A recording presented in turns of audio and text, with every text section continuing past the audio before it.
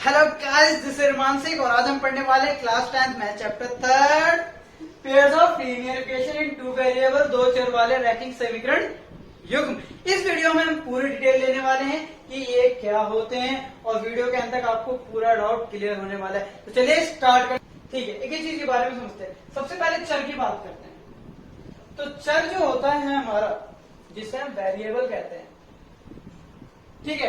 तो ये जो चर होता है, जो वेरिएबल होता है, ये कुछ भी हो सकता है। ये X Y Z A B, कुछ भी हम ये ले लेते हैं, कुछ भी हमारा वेरिएबल्स हो सकता है। और ये क्या होता है, समय समय पर अपनी चाल को बदल जाता है, कुछ भी हो सकता है। ठीक है, जैसे अगर मैं यहाँ पर इक्वेशन लिखता हूँ, यहाँ पर 2x प्लस 4 इक्वल टू में 0 रखा, तो यहाँ पर ये x क्या है? हाँ, ये चर है, वेरिएबल है, जो समय पे बदल जाता है। ठीक है, और ये जो उसके साथ में लगा हुआ है, क्या ये बदलेगा समय के साथ? जी नहीं बदलेगा ना। 2 तो 2 ही होता है। 2 को क्या आगे जाएगा तो ये 5 हो जाएगा ना। 2 तो 2 ही होगा भाई। तो ये 2 है, ये नहीं बदलेगा, तो इसको हम कांस्टेंट कहते हैं, अचर कहते हैं। ये भी बदलेगा, नहीं बदलेगा, तो ये भी हमारा अचर क्या है? ये कांस्टेंट है, अचर है। ये मैंने एक समीकरण लिख रखा है, ये मैंने एक इक्वेशन लिखी है। बताइए क्या ये लीनियर इक्वेशन है? हाँ, क्योंकि यहाँ पर जो x है, इसकी पावर कितनी है, घात कितनी है? 1 है। इसलिए हम इसको कहेंगे लीनियर इक्वेशन, रैखिक समीकरण। धीरे धीरे क्लियर हो रहा है सारी चीजें? ठीक है, लेकिन अब यहाँ पर बात करते हैं हम टू वेरिएबल्स की। किसकी? टू वेरिएबल्स की बात करते हैं, दो चरों की बात करते हैं। तो अगर मैं अब इक्वेशन कुछ ऐसे लिख दूं, x plus Y equal to में 0, कुछ यहां पर लगा दो, 2 लगा दो, यहां पर 3 लगा दो, सॉल्व क्लियर। अब देखो यहां पर क्या दिख रहा होगा, एक तो ये रहा आपका वेरिएबल, चर, समय के साथ बदलने वाला, हाँ, और एक ये रहा आपका y, ये भी समय के साथ बदलेगा, ये भी क्या है? चर है, वेरिएबल है। तो जी कितने वेरिएबल हो गए, कितने चर हो गए? जी यहाँ पर 2 हो गए, इसलिए इसको क्या कहेंगे हम?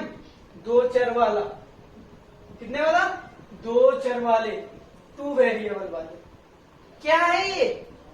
रैखिक समीकरण है, लीनियर इक्वेशन है। लीनियर इक्वेशन क्यों है? क्योंकि इनकी पावर कितनी है भाई? 1 है। समझ में आ गई? तो ये पूरा है आपका क्या? अभी हम इसकी बात नहीं करेंगे, हमने अभी पढ़ा ये हमारा लीनियर इक्वेशन है। जी हाँ, लीनियर इक्वेशन है, रैखिक समीकरण है। टू वेरिएबल है, दो चर हैं। जी दो चर हैं, इतना तो हमने समझ लिया। ठीक है, इस पेयर का मतलब यहाँ पर क्या है? युग्म है। युग्म यानी पेयर को आप कह सकते हो जोड़ा। जोड़ा समझते हो? जो हम मार्केट से चप्पल खरीद के लाते हैं, जूते खरीद के लाते हैं, क्या एक लाते हो क्या? अरे एक के साथ में एक फ्री मिलता है ना, वो होता है जोड़ा, है ना। तो जोड़ा का मतलब क्या है? यहाँ पर जो इस चैप्टर के अंदर हम पढ़ने वाले हैं, वो हम देखो, linear equation in two variable तो समझ में आ गया, लेकिन ऐसे दो होंगे। कहने का मतलब एक ऐसा हो गया, ये लीजिए भाई। अब यहाँ पर एक तो ये रहा इक्वेशन और एक तो ये रहा इक्वेशन। कितने इक्वेशन हो गए? ये 2 इक्वेशन हो गए हैं। तो इसलिए ये जोड़ा है। तो pairs of linear equation in two variable, ये कंप्लीट होता है हमारा। ये हमारे 2 पेयर्स हैं, pairs of linear equation in two variable. तो यहां पर जो हम चैप्टर के अंदर बात करने वाले हैं, हम 2 इक्वेशंस बनाएंगे और उनको सॉल्व करेंगे।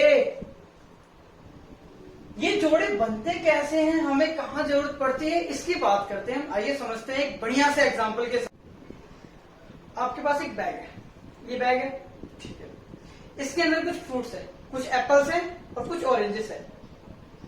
मैं बताता हूं आपको, इसके अंदर टोटल 10 फ्रूट्स है। बताइए कितने एप्पल्स है, कितने ऑरेंजेस है? नहीं पता, क्योंकि हमें यही नहीं पता ना इसमें एप्पल्स कितने हैं। अगर एप्पल्स पता हो तो हम 10 में से माइनस कर दें तो ऑरेंजेस निकल जाए, या ऑरेंजेस पता हो तो हम 10 में से ऑरेंज की संख्या माइनस कर देंगे तो हमें एप्पल्स पता चल जाएंगे। लेकिन हमें सिर्फ इतना पता है इसमें टोटल कितने हैं, 10 ऑरेंजेस है। तो इसको हम कैसे सॉल्व करेंगे? ठीक है, नहीं कर सकते। अब हम इसको सॉल्व करने के लिए क्या कर सकते हैं? आप ये कर सकते हो कि हमारे पास, मान के चलो हमारे पास, देखो अगर जो हमारे पास कुछ हमारे पास क्या है, ऑरेंज है, ठीक है। अगर 9 एप्पल्स होंगे तो ऑरेंज कितने होंगे भाई थैले के अंदर, 1 होंगे, यही होगा ना। हाँ, अगर 8 एप्पल्स हैं तो आप कहेंगे ऑरेंजेस कितनी होंगी, तो जी 2 होंगी ऑरेंजेस। अगर यहाँ 7 एप्पल्स हैं तो ऑरेंजेस कितनी होंगी, तो आप कहेंगे 3। अगर 6 एप्पल्स है तो ऑरेंजेस कितनी होगी, 4। इसी तरह ये चलता रहेगा, यही होगा ना, इनमें से कुछ एक होगा, लेकिन कौन सा होगा हमें नहीं पता।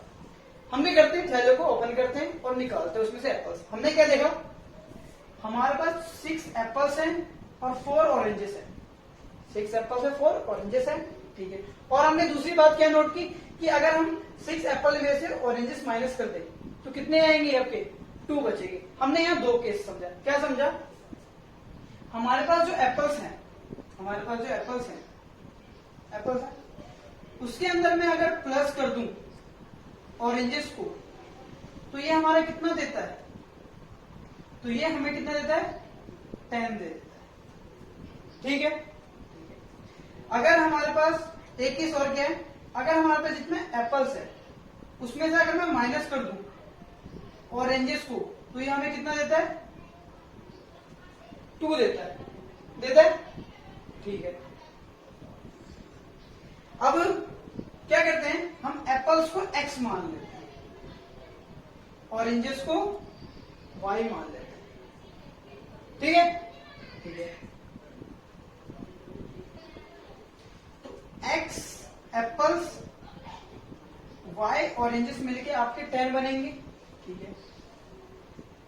x एप्पल्स माइनस ऑरेंजेस क्या, तो 2 बचे। ये सेकंड इक्वेशन बनी, ये 2 इक्वेशन बन गई, जी हाँ यही तो है हमारा लीनियर इक्वेशन बना, लीनियर इक्वेशन बन गया। 2 वेरिएबल है, जी हाँ 2 वेरिएबल। इस तरीके से हम लीनियर इक्वेशन और 2 वेरिएबल के अंदर बनाते हैं। अब हम इसको सॉल्व भी कर सकते हैं, और सॉल्व जब करोगे आप इसको तो आपका आंसर यही आने वाला है। तो इनको सॉल्व करने की चीजें मैं आपको थोड़ी देर बाद बताऊंगा। यहां समझ में आ गया हमें कि पेयर ऑफ लीनियर इक्वेशन कैसे बनाते हैं, देखिए समीकरण हम कैसे बनाते हैं, ठीक है। अब हम बात करें, देखो जब भी हम समीकरण बनाते हैं, जैसे मैंने अभी कुछ एग्जांपल ले लेते हैं, 2x + 4y = में 0 ले लो, ये इक्वेशन है हमारा। देखो इसकी जो स्टैंडर्ड फॉर्म होती है, इसकी स्टैंडर्ड फॉर्म होती है ये ax + by + c = में 0। पढ़ा था हमने 9th क्लास में, जी हाँ पढ़ा था, ठीक है। x के साथ वाला a होता है, y के साथ वाला b होता है, जिसके साथ कोई नहीं होता वो c होता है। बात याद रखना, ठीक है। इस तरीके का ये हमारा स्टैंडर्ड फॉर्म होता है। अगर मान के चलो यही हमारे पास 2 इक्वेशंस आएंगी, क्योंकि यहाँ पेयर्स की बात कर रहे हैं, तो हम क्या कैसे लिखेंगे, हम इसको लिखने के लिए क्या अपनाएंगे, अब दोनों क्या, जब हमारे पास 2 इक्वेशन आएंगे तो दोनों सेम नहीं होगी। हो सकता है इक्वेशन ये है तो दूसरी इक्वेशन ये हो जाए, 4x + 2y = में 0। तो इनको डिनोट करने के लिए हम कैसे लिखने वाले हैं, इस तरह a1x b1y + c1 = में 0। ये हमारा एक बन जाएगा, और दूसरा हम लिख देंगे a2x + b2y + में c2 = में 0। 2 इक्वेशन बन गया। पेयर्स की बात कर रहे हैं, जोड़े की बात कर रहे हैं, इवन की बात कर रहे हैं। इस तरीके से हम क्या करेंगे, इन सब चीजों को डिनोट करेंगे। अगर मैं इससे इसको कंपेयर करूं तो आप क्या पाएंगे, पहली इक्वेशन में जो a1 हमारा 4 हो गया, b1 हमारा 2 हो गया, यहाँ पर कोई c नहीं है तो c हमारा 0 हो गया। इस तरह यहाँ सेकंड इक्वेशन चेक करोगे तो a2 हमारा 2 हो गया और b2 हमारा 4 हो जाएगा, यहाँ c नहीं है तो वो भी हमारा क्या हो गया, 0 हो गया। तो इस तरीके से हम करेंगे। इसको सॉल्व करने के लिए ये मेथड्स हैं, आपके पास पेयर ऑफ लीनियर इक्वेशन है, 2 चर वाले रैखिक समीकरण के युग्म दे रखे होंगे आपको, ठीक है। इनके सॉल्व करने के लिए आपके पास ये आपका पहला मेथड है और ये आपका दूसरा मेथड है।